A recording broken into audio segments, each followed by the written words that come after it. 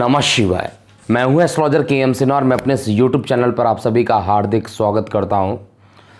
मासिक राशिफल अर्थात जुलाई 2020 कैसा बीतेगा मेष से लेकर मीन लगन वाले जातकों के लिए, आइए हम इसको समझते हैं।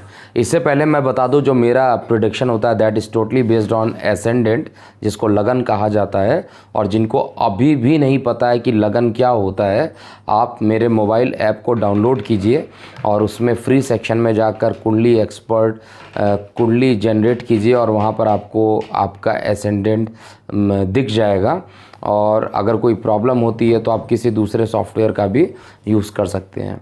तो इस बार जुलाई के मंथ से पहले बृहस्पति की वक्री गति स्टार्ट हो जाएगी 30 जून को, अर्थात एक दिन पहले ही बृहस्पति धनु में पहुंच जाएंगे, वक्री गति करते हुए धनु में पहुंचेंगे। और साथ में ही जो साथ में दूसरे प्लैनेट होंगे उसमें सूर्य का राशि परिवर्तन 15 जुलाई को होने वाला है। और जो शुक्र हैं वो भी 26 जून से मार्गी हो चुके हैं। और बुध की स्थिति अभी भी अस्त और वक्री रहेगी और 12 जुलाई को ये मार्गी हो जाएंगे और इनका अस्त भी ख़त्म हो जाएगा। तो बाकी प्लैनेट्स में देखा जाए तो शनि अभी भी मकर में रहेंगे लेकिन वक्री रहने वाले हैं। और साथ में जो दूसरे प्लैनेट है राहु केतु भी ये मिथुन और धनु में उपस्थित रहेंगे।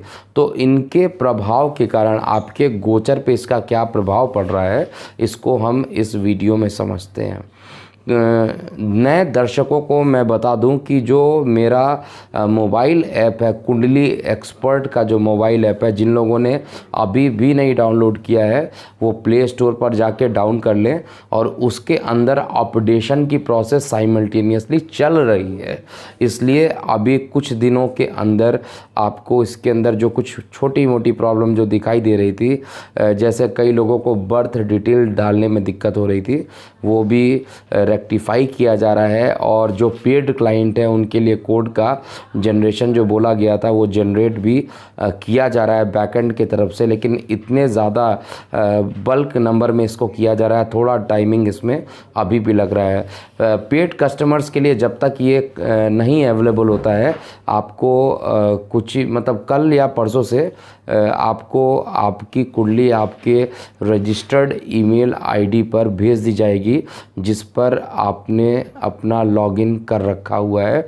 कुंडली एक्सपर्ट के मोबाइल ऐप को आपने लॉगिन किया हुआ है। अब हम सिंह लगन वाले जातकों का देखेंगे ये जुलाई 2020 कैसा बीतने वाला है। तो सिंह लगन का जो लग्नेश होता है वो सूर्य देव होते हैं। सूर्य देव इस समय गोचर में आपके लगन भाव से एकादश स्थान पर राहु और बुध के साथ उपस्थित हैं। सूर्य का एकादश में बैठना शुभ है और यहाँ पर आपके इनकम को, क्योंकि लग्नेश है खुद जाकर इनकम में बैठ रहा है अपने मित्र की राशि में और मित्र के साथ बैठ रहा है, तो यहाँ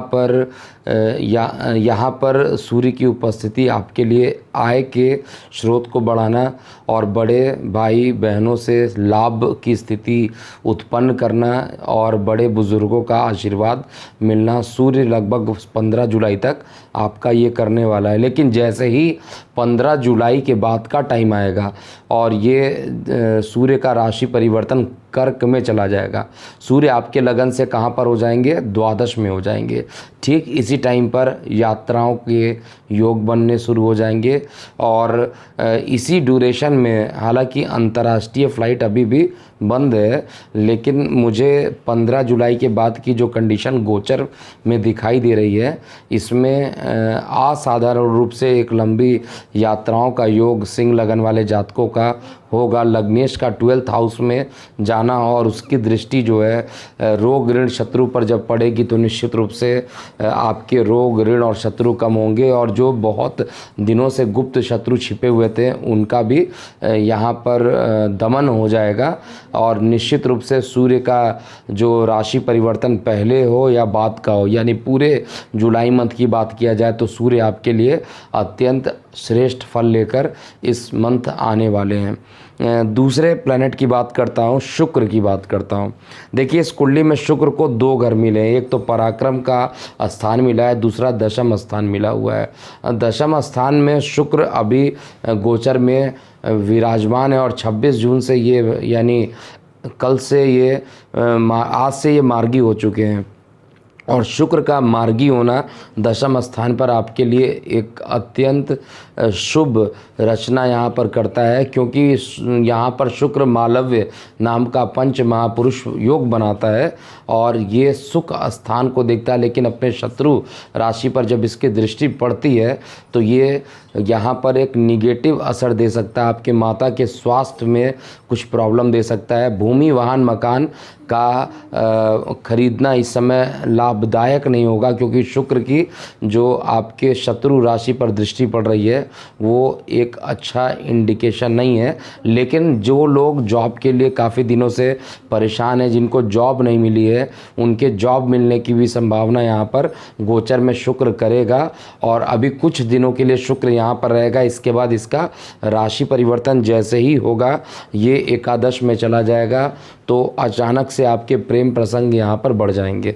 बृहस्पति की बात करते हैं। देखिए बृहस्पति इस समय अपने ही घर में वक्री रहेंगे, केतु के साथ रहेंगे। गुरु और केतु का पंचम स्थान पे बैठना गुरु को जहाँ 4 गुना ज़्यादा शक्तिशाली बना देता है, वहाँ पर पढ़ाई से रिलेटेड अगर आप 50% पढ़ना चाहते हैं तो आपको 50% पढ़ने के बाद भी आपको संतोष नहीं हासिल होगा और लगातार देखा जाए तो सेटिस्फैक्शन लेवल अभी भी पढ़ाई को लेकर आपकी अभी रुचि बढ़ जाएगी कि और ज़्यादा पढ़ाई करना चाहिए। और जो विद्यार्थी अभी तक नहीं पढ़ाई कर पा रहे थे, किसी कारण से अचानक से उनके अंदर एक जोश भरेगा बृहस्पति का केतु के साथ युति। और जैसे डिग्री वाइज बलाबल, क्योंकि ये वक्री हैं तो 30 डिग्री से फिर ये 29 डिग्री 28 डिग्री जैसे ही ये पीछे जाते जाएंगे केतु के साथ ये दृष्ट होंगे, वैसे ही विद्यार्थी वर्गों के लिए ये एक अच्छा रिजल्ट यहाँ पर देने वाले हैं। और गुरु की पंचम दृष्टि आपके धर्म स्थान पर पड़ेगी और धर्म स्थान पर अपने मित्र राशि पर दृष्टि पड़ेगी, तो निश्चित रूप से छोटी मोटी यात्राओं के योग भी बृहस्पति यहाँ पर बना सकते हैं। और साथ में बृहस्पति का जो सप्तम दृष्टि है एकादश स्थान पर, यानी आय के स्रोत को जनरेट करना, और नवम दृष्टि आपके लगन पे पड़ना, यानी मानसिक बाधाओं को कम करने का काम भी देवगुरु बृहस्पति यहाँ पर करने वाले हैं। तो सूर्य का गोचर अच्छा है। शुक्र का गोचर सामान्य रूप से जिस जगह पर बैठा वहाँ तो अच्छा देगा, दशम स्थान पर अच्छा फल देगा, लेकिन चतुर्थ स्थान पर वहीं पे ये अच्छा फल नहीं देने वाला है। और बृहस्पति का असर जो रहेगा वो थोड़ा असंतोषजनक वाला रहेगा, लेकिन धर्म के प्रति अभिरुचि ये आपकी बढ़ा देगा। इसके बाद हम मंगल की बात करते हैं। देखिए मंगल कर्क लगन हो या सिंह लगन हो, इन दोनों ही लगन में अति योग कारक माना जाता है। मंगल की पोजीशन आपकी लगन भाव से अष्टम में है, अपने मित्र के घर में है, और मित्र कहाँ है? अपने घर में है। कैसे हैं? वक्री हैं। तो बृहस्पति का दशम स्थान पर बैठना, मंगल का अष्टम स्थान पर बैठना कुछ आपके लिए कहा जाए तो कुछ परेशानियां ला सकता है। कोई काम बनते बनते रुक जाए, ये यहाँ पर मंगल का अष्टम में जाकर बैठना दिखाई दे रहा है। विशेष रूप से पिता से संबंध खराब होना या धर्म में कोई धार्मिक अनुष्ठान का काम अगर आप कर रहे हैं तो उसमें कुछ व्यवधान उत्पन्न हो जाना, ये मंगल करना चाहता है। और साथ में एकादश दृष्टि राहु और सूर्य के साथ जब पड़ेगी तो एक आंशिक रूप से अंगारक योग का निर्माण करेगा। इसलिए बड़े भाई बहनों से भी मतभेद होना, इनकम के स्रोत को थोड़ा रुकावट लिया देना, ये सभी मंगल का काम रहेगा। वाणी को असाधारण रूप से उग्र कर सकता है।